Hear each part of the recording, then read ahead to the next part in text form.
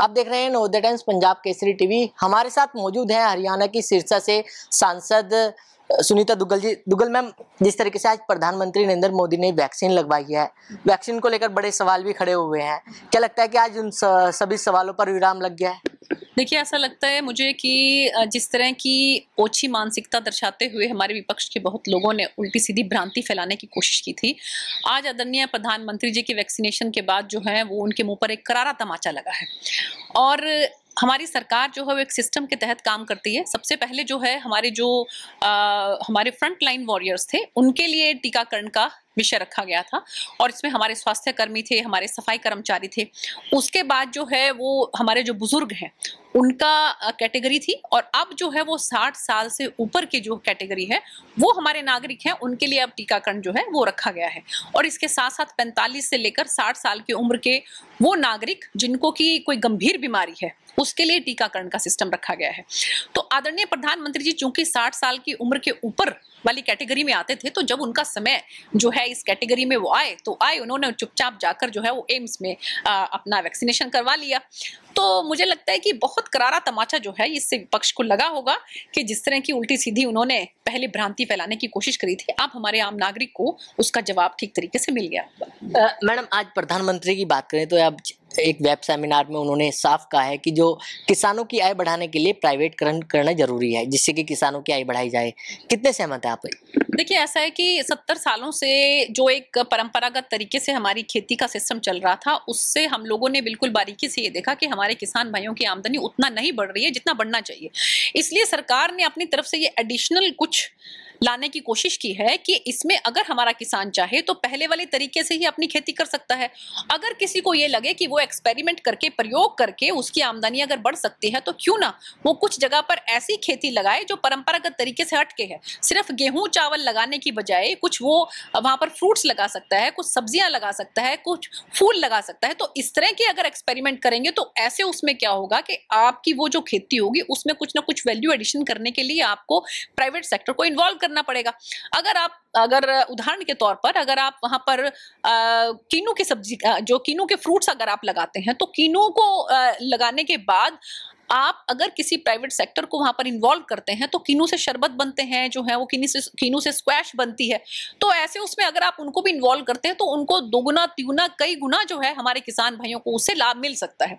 तो मुझे लगता है कि आदरणीय प्रधानमंत्री जी ने बिल्कुल सही कहा है कि हमें इस तरह के एक्सपेरिमेंट्स करके कोशिश करनी चाहिए कि हम ये देखें कि हमें इससे अगर लाभ मिलता है तो हमें उसमें आगे बढ़ना चाहिए, और अगर हमें लगता है कि उसमें लाभ नहीं मिल रहा है तो जो हम खेती पहले करते हैं वो तो हम आगे भी कर सकते हैं। मैडम, लाभ की आपने अगर बात करी है, लाभ मिलता है तो किसान विरोध कर क्यों रहे हैं? समझाने में क्यों नाकाम रही है बीजेपी?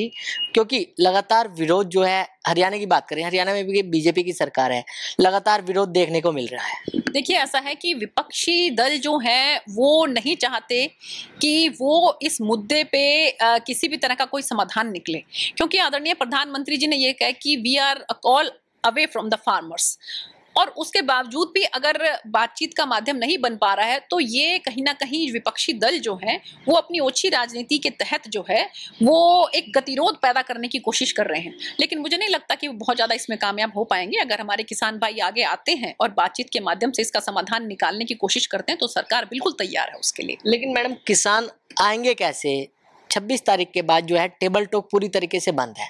सरकार कह रही है कि किसान आए, किसान कह रहे हैं कि सरकार आए, तो टेबल टॉक होगी कैसे? इसका समाधान निकलेगा कैसे? देखिए, मैंने आपको कहा कि सरकार की तरफ से निमंत्रण है। अब ये हमारे किसान भाइयों को चाहिए कि वो इस निमंत्रण को स्वीकार करके आगे आए, और जो आम नागरिकों को इस आंदोलन की वजह से नुकसान हो रहा है या उनको जो जिस तरह की दिक्कतें आ रही हैं, उन सब बातों को भी ध्यान में रखते हुए हमारे किसान भाइयों को भी आगे आना चाहिए। क्योंकि आज जो कुछ भी इस देश में है, आज हम जहां कहीं पर भी हैं, कोरोना काल में भी सब किसी को जो है वो अन्न मिला है, सब किसी को भोजन मिला है, तो उसके पीछे बहुत बड़ा हाथ हमारे किसान भाइयों का है। हमारा किसान हमारा अन्नदाता है और देश की तरक्की में उनका बहुत बड़ा हाथ है। तो मैं तो हाथ जोड़कर उनसे ये गुजारिश करूंगी कि वो आगे आएं, सरकार के साथ बातचीत के माध्यम से इसका समाधान निकालें और देश की तरक्की में अपना योगदान दें।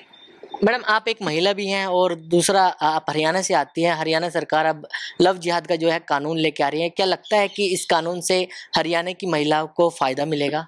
देखिए, ऐसा है कि हर किसी को ये एक पर्सनल डिसीजन होता है, हर किसी को हक है कि वो अपनी पसंद के लड़के से या लड़की से शादी करे, लेकिन कहीं इसमें धोखा नहीं होना चाहिए। बहुत बार ऐसा देखने में आता है कि शादी के समय जो है ये आपको ये ध्यान में रहता है कि फलां लड़की या फलां लड़का जो है वो इस धर्म से है, और बाद में आपको मालूम पड़ता है कि नहीं, वो तो झूठ बोला गया था, उसका धर्म तो कुछ और है। तो ऐसे उसमें आप अपने आप को ठगा सा महसूस करते हैं। मुझे लगता है कि अगर ये कानून आएगा तो इसमें जो है एक इस तरह का जो धोखाधड़ी वाले मामले हैं उनमें काफी कमी आएगी, और ये काफी फायदे में है हमारे आम नागरिकों के लिए ये कानून। तो बिल्कुल ये थे बीजेपी की सांसद सुनीता दुग्गल, जिन्होंने नवोदय टाइम्स पंजाब केसरी से खास बातचीत की। दिल्ली से कमल कुमार कंसल, नवोदय टाइम्स पंजाब केसरी टीवी।